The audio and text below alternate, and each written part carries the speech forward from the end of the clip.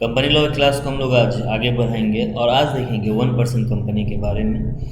इसके important points क्या हैं, इसके फीचर्स क्या हैं, क्या क्या ख़ास बातें इसमें होती हैं, कंपनी क्या कर सकती है, 1% कंपनी क्या नहीं कर सकती है, प्रैक्टिकल क्वेश्चन इस पे क्या क्या एक्सपेक्टेड पूछे जा सकते हैं।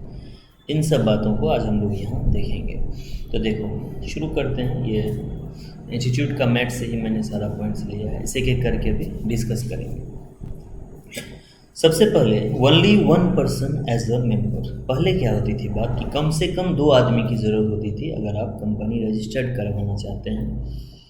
और जो सबसे उसका मिनिमम फॉर्म होता था private limited company. 2013 companies act में ये ऐड किया गया, ये स्पेशल टाइप्स ऑफ कंपनी जहाँ पे आप 1% कंपनी एज रजिस्टर्ड कर सकते हैं, मगर मतलब आप अकेले एक कंपनी बना सकते हैं। पहले क्या था, कंपनी में 2 लोगों का होना आवश्यक था। तो कंपनी का लिटरल मीनिंग भी होता है ना कि 7 लोगों का। यहाँ पे कहा नहीं भाई, आत्मनिर्भर बनिए और एक आदमी कंपनी बना सकता है। कंपनी का फीचर सब तो बेसिक आप लोग जानते होंगे कि सेपरेट एंटिटी होती है, उसका लीगल एग्जिस्टेंस होता है, इन सब बातों ये सब बातें होती है। दूसरी बात है मिनिमम पेड अप कैपिटल। ये देख रहे हैं ना आप लोग। दूसरी बात है, थोड़ा जूम कर देना है। दूसरी बात है कि मिनिमम पेड अप कैपिटल, तो नो लिमिट प्रिस्क्राइब्ड, मतलब अभी एक्ट के अंदर में कोई भी मिनिमम पेड अप कैपिटल का जिक्र नहीं किया गया है। पेड अप कैपिटल मतलब जितना से आप कंपनी शुरू कर सकते हैं, आसान भाषा में अगर आप समझें। कंपनी जब रजिस्ट्रेशन की क्लास यहाँ पर दी जाएगी, रजिस्टर्ड कैसे होता है प्रैक्टिकली आप लोगों को दिखाया जाएगा एनसीए में लॉगिन करके, उसमें और ये क्लियर होगी बात। तो मतलब यहाँ पर है कि नो लिमिट प्रिस्क्राइब, मतलब कोई ज़रूरत नहीं है आपको 2 रुपया, 5 रुपया, 2000 रुपया, जितना से मन चाहे आप कंपनी शुरू कर सकते हैं। तीसरी बात, the memorandum of OPC shall indicate the name of the other person who shall in the event of subscriber death or his incapacity to contract become the member of company। इसका मतलब क्या हुआ देखो, पहले क्या होता था, 2 आदमी की कंपनी होती थी, कम से कम 2 आदमी लगते थे। अगर एक जन को कुछ हो गया, दिक्कत हो गई, मौत हो गई, अनसाउंड हो गया, डिप्रेशन में चला गया, लोग जा रहे हैं आजकल, तो दूसरा आदमी संभाल लेगा। अब आपका क्वेश्चन हो सकता है अगर सर दोनों चला गया तो संभावना तो कम है ना भाई कि एक ही साथ दोनों की मौत हो जाए या दोनों चला जाए। लेकिन उसमें भी हम लोग देखेंगे उस कंडीशन में क्या होगा, वो प्राइवेट लिमिटेड में देखेंगे। अभी फोकस करते हैं। अब एक ही बेचारा बंदा है, ठीक, उसकी मौत हो जाए, अनसाउंड हो जाए, तो यहाँ पर प्रोविज़न है कि मेमोरेंडम ऑफ ओपीसी। मेमोरेंडम क्या होता है, जब हम लोग रजिस्टर्ड करते हैं तो एक डॉक्यूमेंट होता है जो हम लोग रजिस्ट्रार के सामने उसे फाइल करते हैं। उसमें सारा इन्फॉर्मेशन होता है कंपनी के बारे में कि इसका नाम क्या है, ये जो मेंबर है, मेन मेंबर, ये कौन है, ठीक है ना, मीन पेड अप कैपिटल कितना है, इन सब बातों का जिक्र होता है। उसी मेमोरेंडम में ये जिक्र भी होगा कि वो आदमी कौन होगा जो सब्सक्राइबर के डेथ या इनकैपेसिटी के कंडीशन में उसका मेंबर बन सके। और वो जो अदर पर्सन होगा उसका नाम मेमोरेंडम में दिया हुआ होगा। ऑब्वियसली आप किसी का अगर नाम मान लो दे रहे हैं, आप एक 1 मेंबर कंपनी बनाना चाह रहे हैं और आप चाह रहे हैं किसी का आप नाम दे दें उसके अंदर में, जो कि उसका आपके डेथ या इनकैपेसिटी के कंडीशन में वो संभाले कंपनी को, तो उसकी प्रायर रिटन कॉन्सेंट तो लगेगी ही लगेगी, लगनी चाहिए। ऐसे ही थोड़ी ना आप किसी का नाम दे देंगे, तो वो भी चाहिए। तो देखो अभी तक हम लोगों ने पढ़ा कि एक मेंबर से कंपनी खुल जाएगी, पेड अप कैपिटल की ज़रूरत नहीं है, मिनिमम जो मन चाहे उससे आप स्टार्ट कर सकते हैं। तीसरी बात, एक आदमी और चाहिए होगा, नॉमिनी जिसको हम लोग कहते हैं, और उसकी प्रायर रिटन कॉन्सेंट चाहिए होगी। कोई नई बात तो आई नहीं, और उसे विड्रॉ करने का भी राइट होना चाहिए। बात रैशनल और फेयर बात है। इसके बाद है कि the member of OPC may at any time change the name of such other person. अब उसको अगर विड्रॉ करने का राइट है तो जो कंपनी बना रहा है उसको भी राइट होना चाहिए ना कि वो जब चाहे उसको बदल सकता है। और इसके लिए आपको नोटिस देना पड़ेगा कि उसको रजिस्टर्ड हो, क्योंकि उनके पास सारा कलेक्शन होता है इन्फॉर्मेशन का। ठीक, यहाँ तक समझ गए, कोई दिक्कत नहीं। अब क्या है, any such change in the name of person shall not be deemed to be an alteration of the memorandum. इस लाइन का मतलब बहुत क्लियरली अभी आपको समझ में नहीं आएगा कि मेमोरेंडम में बदलाव के लिए कुछ खास चीज़ों का ज़रूरत होता है, कुछ खास उसका तरीका है कि अल्टरेशन ऑफ मेमोरेंडम कैसे होगा, नहीं होगा। तो जब हम लोग चेंज नाम में चेंज करते हैं उसको अल्टरेशन ऑफ मेमोरेंडम नहीं माना जाता है, कहा जाता है एक सिंपल एक्टिविटी है, कोई दिक्कत नहीं, इसको हम लोग अल्टरेशन ऑफ मेमोरेंडम नहीं मानेंगे। इसके बाद है कि only a natural person who is an Indian citizen. सबसे पहले कि only a natural person, natural person मतलब कि जिंदा आदमी, मैं, आप, ये जो आपको नेचुरल पर्सन दिख रहा है, क्योंकि टैक्स के अंदर में आप जानते हैं ना, या लॉ सब के अंदर में क्या होता है कि नेचुरल पर्सन कोई बेजान आदमी भी हो सकता है, यानी बेजान वस्तु भी हो सकती है। जैसे कंपनी होता है ना, ये भी एक पर्सन होता है। जैसे OPC itself is a person law के भाषा में, लेकिन नेचुरल पर्सन नहीं है, ये बोल नहीं सकता है। जैसे आप लोगों ने सुना होगा ना कि जो ट्रस्ट होता है, मंदिर का ट्रस्ट है या कोई भी ट्रस्ट है सोशल एक्टिविटी वाले, या फर्म है कोई, तो उसकी भी टैक्स के लिए वो पर्सन है, क्योंकि टैक्सेबिलिटी उसकी होती है। इनकम टैक्स में आप लोग पढ़ेंगे लॉ में, जैसे आप लोग जानते हैं सेपरेट एंटिटी, कंपनी के बारे में आप लोगों ने पढ़ा होगा, कंपनी इज सेपरेट एंटिटी, मतलब क्या है कि उसको एक पर्सन के जैसा ट्रीट किया जाता है।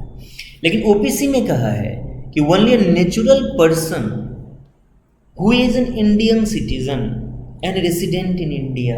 तीन बात, पर्सन नेचुरल होना चाहिए, इंडियन सिटीजन होना चाहिए और रेसिडेंट इन इंडिया होना चाहिए, तभी जाकर वो वन पर्सन कंपनी का मेंबर हो सकता है। जैसे हम लोग जानते हैं या आप लोग अभी पढ़ा होगा आप लोगों ने कि कोई कंपनी भी दूसरे कंपनी में शेयर खरीद सकती है, यानी कि उसकी मेंबरशिप ले सकती है।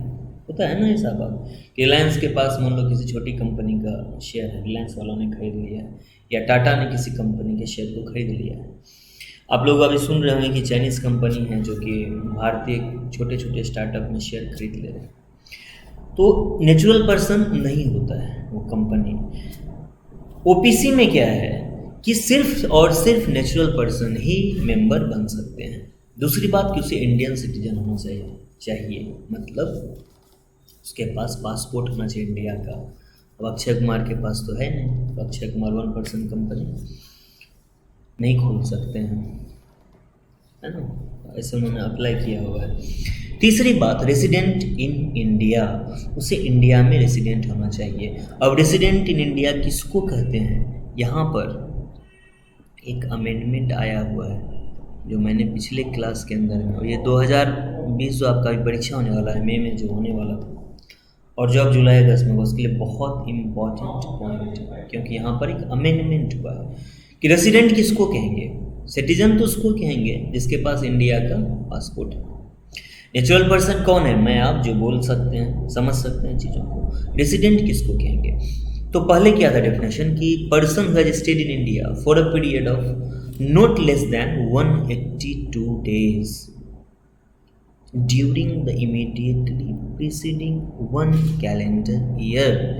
ये मैंने पीछे क्लास में डिटेल में बताया हुआ है कि वो बंदा पिछले एक कैलेंडर ईयर में, मतलब 1 जनवरी से लेकर 31 दिसंबर तक भारत में 182 दिन या उससे ज़्यादा रहा हुआ हो।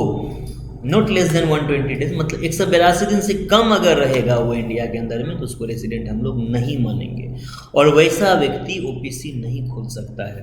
प्रैक्टिकल क्वेश्चन इस कॉन्सेप्ट के ऊपर में आप लोग एक्सपेक्ट कर सकते हैं अभी आने वाले एग्जाम के अंदर में, क्योंकि यहाँ पर अमेंडमेंट है। अब चेंज करके क्या किया गया, छोटा सा बदलाव है, इस कैलेंडर ईयर को फिनेंशियल ईयर से रिप्लेस कर दिया गया है। इसका मतलब क्या हुआ, देखो कहाँ गया फिनेंशियल ईयर, तो इमीडिएटली प्रीसीडिंग फिनेंशियल ईयर कर दिया गया। तो अभी जो हम लोग कैलकुलेट करेंगे वो कब से कब तक, 1 अप्रैल से लेकर अगले साल के 31 मार्च तक, इस ड्यूरेशन में 182 डेज कैलकुलेट करेंगे। ये इंपॉर्टेंट कॉन्सेप्ट है, आपके एग्जाम में आ सकता है। तो ऐसा ही बंदा क्या होगा, shall be eligible to incorporate OPC, member बन सकता है या नॉमिनी बन सकता है। नॉमिनी कौन, वो जो हम लोग नाम देते थे, ये अदर पर्सन है ना, अदर पर्सन जो आपके डेथ या इनकैपेसिटी के कंडीशन में जो मेंबर बन सके कंपनी का, जो उसकी जिम्मेदारी ले सके, वो हुआ नॉमिनी। तो आइदर नॉमिनी और मेंबर कौन लोग बन सकता है, कि नेचुरल पर्सन जो कि भारत का नागरिक हो और जो कि रेसिडेंट भी हो, 3 कंडीशन फुलफिल होना चाहिए। बढ़ते हैं आगे। No person shall be eligible to incorporate more than one OPC or become nominee in more than one such company। जो भी मेंबर हो या नॉमिनी हो, एक से ज्यादा ओपीसी का मेंबर या नॉमिनी नहीं हो सकता है। ठीक।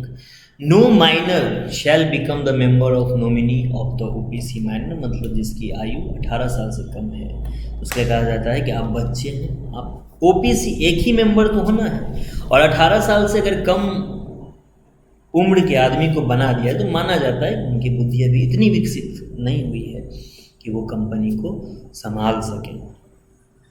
इसके बाद है कि such company can not be incorporated और converted into a company under section 8 of the act. तो under section 8 of the act की कंपनी कौन होती है, तो ऐसी कंपनी जो नॉन प्रॉफिट ऑर्गेनाइजेशन के तौर पर रजिस्टर्ड हो, मतलब जिसका पर्पस प्रॉफिट कमाना नहीं होता है, उसका उद्देश्य होता है कि साइंस, आर्ट, लिटरेचर, इस तरह की चीज़ों को बढ़ावा देना। ठीक।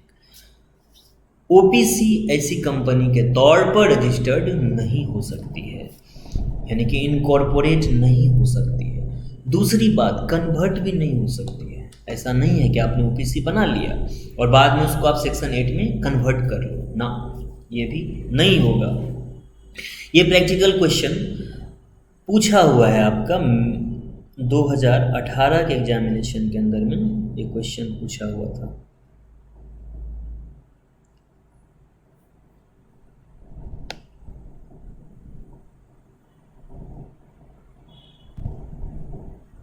ठीक है, 2000, ये देखिए इस question 5B, define one person company and state the rules regarding it's membership. Membership का तो रूल्स अभी हम लोगों ने बहुत सारा देखा, क्या क्या रूल होता है।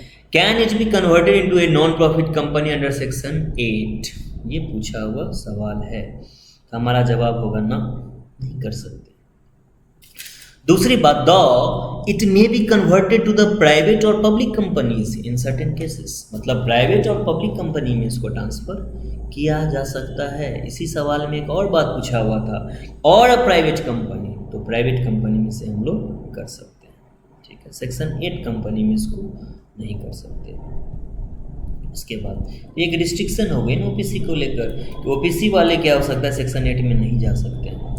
दूसरी restriction, such company can not carry out non banking financial investment activities including investment in securities of anybody corporate. मतलब नॉन बैंकिंग फाइनेंशियल कंपनीज एक स्पेशल टाइप ऑफ कंपनी है जो क्या करती है ना, लोन वोन देने का काम करती है। एनबीएफसी कंपनी अगर हम लोग सिलेबस में अगर है तो हम लोग देखेंगे, तो ऐसी कंपनी के तौर पर भी रजिस्टर्ड नहीं हो सकती है। और दूसरे कॉर्पोरेट में ऐसा नहीं है कि इन्वेस्टमेंट करे, कुछ शेयर वेयर खरीद नहीं सकती है ओपीसी। जैसे जनरल जो कंपनी होती है दूसरी कंपनी के शेयर खरीद सकती है, ओपीसी नहीं खरीद सकती। अगर आप कॉन्सेप्ट के पीछे जाएंगे तो आपको समझ में खुद ब खुद आ जाएगा कि इस कंपनी के बारे में जो बातें दी गई हैं वो क्लियर हो जाएगा। जैसे देखो, ओपीसी बनाने का, ओपीसी कॉन्सेप्ट लाने का उद्देश्य क्या होगा। उद्देश्य ये था कि कभी कभी होता है ना कि आप अकेले पड़ जाते हैं, दूसरा बंदा कौन हो जिसके साथ मिलकर काम शुरू किया जाए। तो कभी कभी परेशानी होती थी और लोग एज अ प्रोपराइटर बिना रजिस्टर्ड कराए बिजनेस चलाते थे।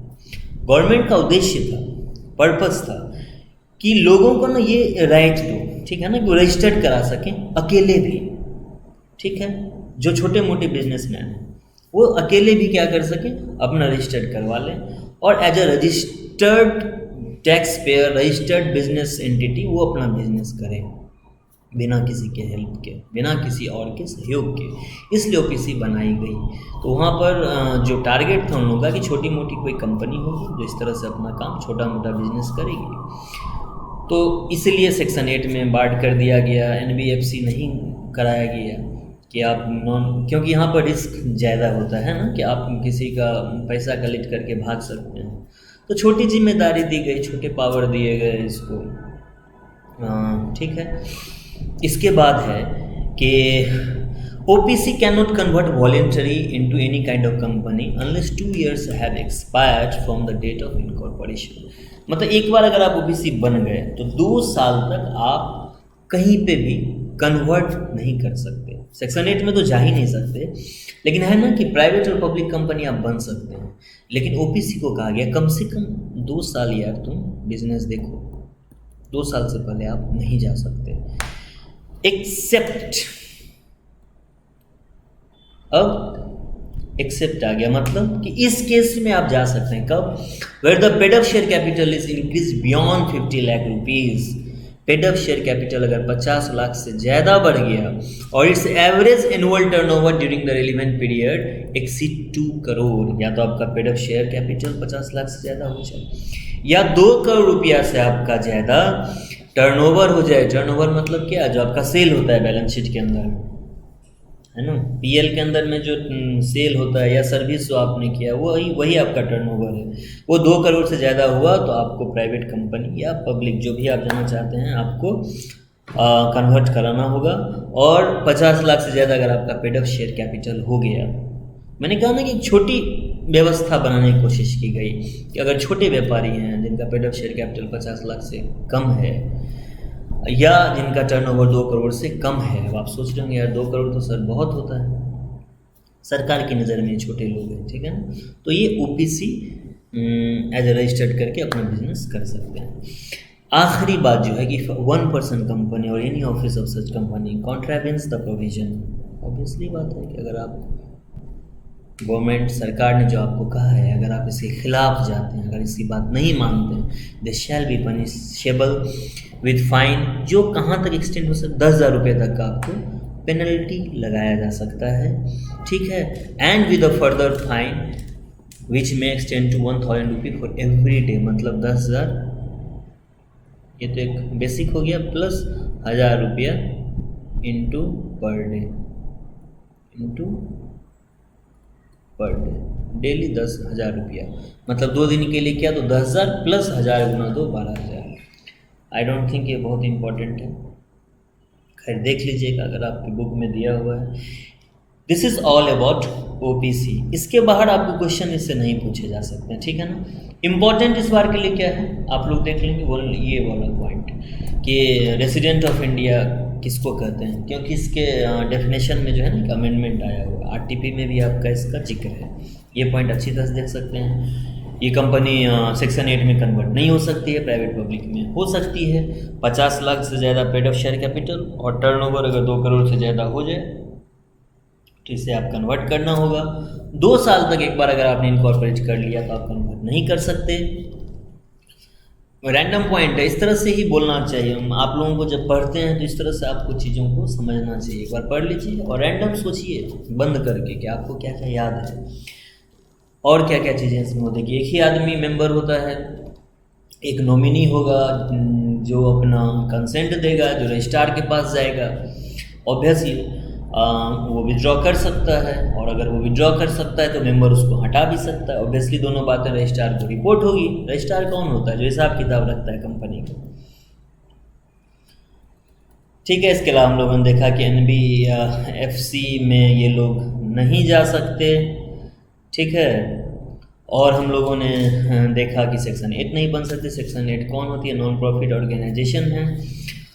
और एक इम्पॉर्टेंट पॉइंट था कि कोई भी इंसान एक से ज़्यादा OPC में ना तो मेंबर हो सकता है ना नॉमिनी हो सकता है। इसके अलावा और यहाँ पर कोई पॉइंट नहीं है। ये हो गया आपको ऑल अबाउट OPC। OPC के बारे में यहाँ पर चंद बातें हैं कि OPC 1 मेंबर कंपनी है, नेचर इनका प्राइवेट कंपनी का ही होता है। प्राइवेट कंपनी के बारे में हम लोग पढ़ेंगे। This is special kind of private company जिसके एक ही मेंबर होते हैं। पर्पस क्या था? Encourage entrepreneurship and corporatisation of business. Obviously procedural requirements are simplified.